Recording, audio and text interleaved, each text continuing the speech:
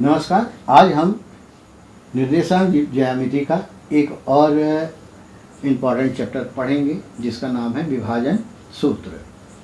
विभाजन सूत्र में यदि बिंदु P और बिंदु Q जिसके निर्देशांक x1 और y1 है और Q बिंदु के निर्देशांक x2 और y2 है, तो बिंदु R जो है इस रेखाखंड को m/n में विभाजित करता है। तो हमें ये बताना है कि बिंदु R के निर्देशांक क्या होंगे। तो सबसे पहले हम बिंदु R के जो निर्देशांक है उसे हम xy मान लेते हैं। बिंदु R का जो निर्देशांक है वो xy है। अब हम कुछ रचनाएं करेंगे और रचना के हिसाब से हम आगे बढ़ते हैं। सबसे पहले हम बिंदु P, R और Q से x अक्ष पर लंब खींचेंगे। तो यहाँ पर हम लंब खींचते हैं बिंदु P से। इसके बाद हम बिंदु P से और R से x अक्ष के समानांतर रेखा खींचेंगे। तो यहाँ पर हमें दो त्रिभुज PSR और RTQ प्राप्त होते हैं और ये दोनों त्रिभुज समरूप त्रिभुज होते हैं। तो त्रिभुज PSR समरूप होगा त्रिभुज RTQ के, ये इसके समरूप है। तो ये जैसा कि दोनों त्रिभुज आपस में समरूप हैं, तो समरूपता के गुण के अनुसार यदि दो त्रिभुज आपस में समरूप होते हैं तो उनकी भुजाएं आनुपातिक होती है। तो जो संगत भुजाएं हैं PS और RT, इनका अनुपात PS/RT ये बराबर होगा किसके? RS अनुपात QT के। RS अनुपात QT के। और ये अनुपात किसके बराबर? ये अनुपात PR और QR के बराबर होगा। PR/QR के। ये त्रिभुज की समरूपता का नियम है। यदि दो त्रिभुज समरूप हैं तो उनके संगत भुजाएं आनुपातिक होती है। अब हमें मालूम है कि PR/QR बराबर कितना दिया हुआ है? m/n।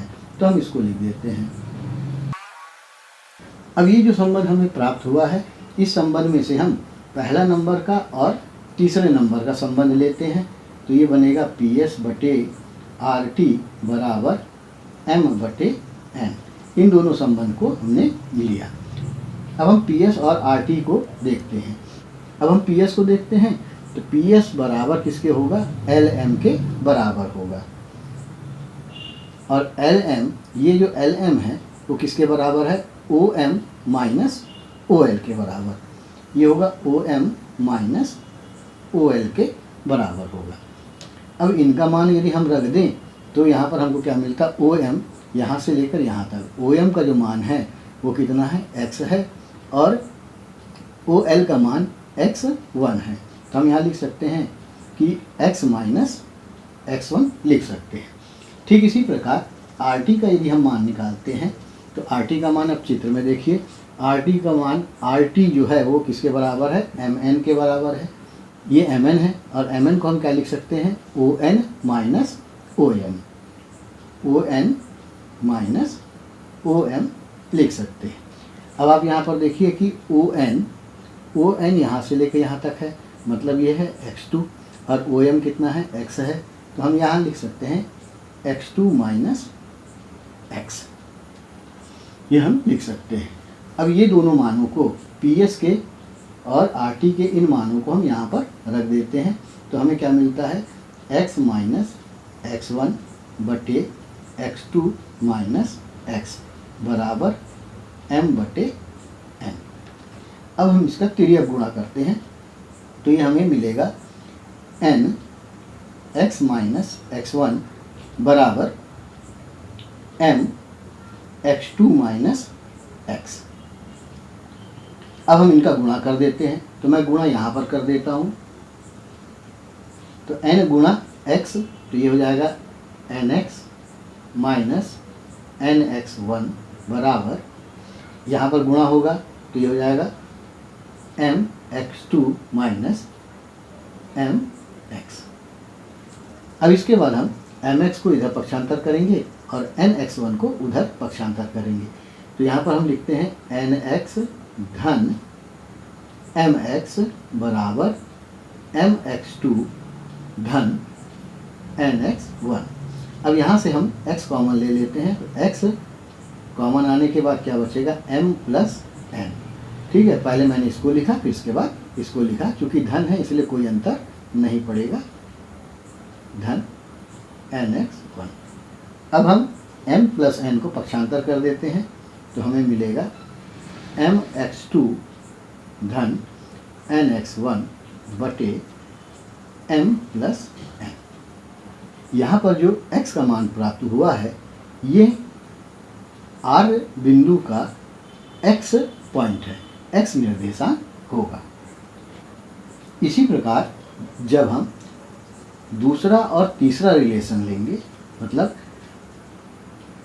RS बटे QT बराबर m बटे n लेंगे, तो हमको y का निर्देशांक मिलेगा, y बराबर my2 प्लस ny1 बटे m प्लस n। ये जो y का मान हमें प्राप्त हुआ है ये r का कोटि होगा, मतलब r का y निर्देशांक होगा। तो इस प्रकार हम ये देखते हैं कि जो r का निर्देशांक है, r के निर्देशांक जो प्राप्त होंगे x बराबर mx2 प्लस nx1 बटे x m plus n, y बराबर my2 प्लस ny1 बटे m प्लस n होगा। अब मैं आपको बताता हूँ इस सूत्र को याद करने का दूसरा तरीका, और इसके और कुछ मुख्य स्थिति पर हम लोग चर्चा करते हैं। अब हमने जो सूत्र पढ़ा वो विभाजन का सूत्र पढ़ा, अब हम पढ़ेंगे सम विभाजन सूत्र। सम विभाजन, सम मतलब होता है बराबर, बराबर विभाजन किया गया हो, मतलब कि R जो है PQ को मिलाने वाली रेखा को बराबर बराबर भागों में बांटती है। बराबर भागों में बांटती है इसका मतलब क्या है कि R जो है वो रेखा PQ का ठीक मध्य बिंदु है। तो जब R PQ का मध्य बिंदु होगा तो ये M और N जो हैं वो बिल्कुल बराबर होंगे, मतलब M बराबर N के होगा। अब यदि हम इस मान को इन दोनों में रख दें तो कुछ इस प्रकार से होगा, mx2 n की जगह हम m रख देते हैं क्योंकि दोनों बराबर है, x1 m प्लस m। इसी प्रकार y के भी निर्देशांक कुछ इस प्रकार से होंगे,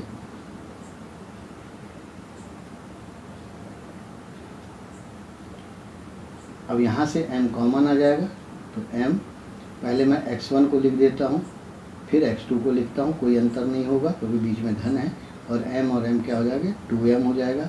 ठीक इसी प्रकार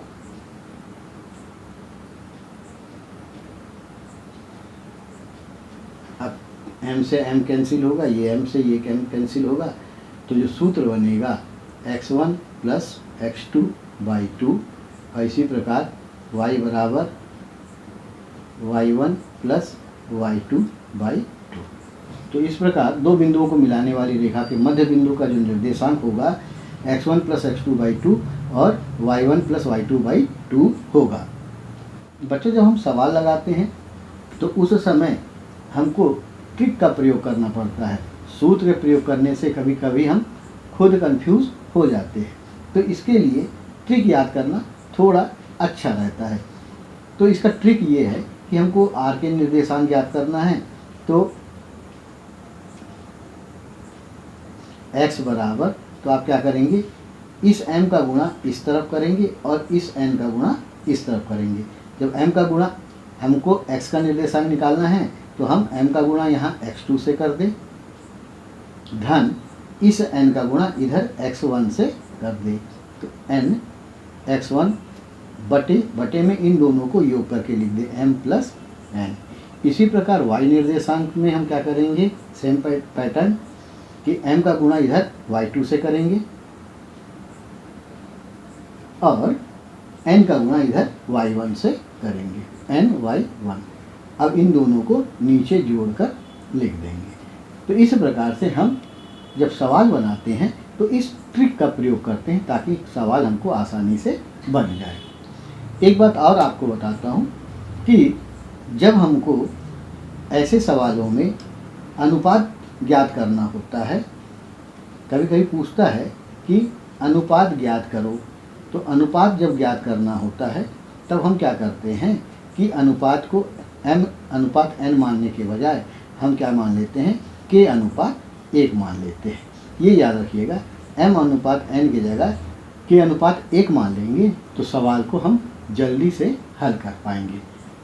तो ये रहा आपका विभाजन के सूत्र का पूरा कॉन्सेप्ट। इसके बाद मैं अगली वीडियो में इसके प्रश्न आपको हल करके समझाऊंगा। अभी जो मैंने आपको विभाजन का सूत्र निकाल के बताया है उसकी प्रैक्टिस आप निश्चित रूप से कीजिएगा, तो देखिएगा कि निर्देशांक में अनुपात संबंधी हर सवाल आपको बन जाएंगे। तब तक खुश रहिए, मस्त रहिए, खूब गणित लगाइए और सफल हो जाइए। इसी शुभकामनाओं के साथ धन्यवाद।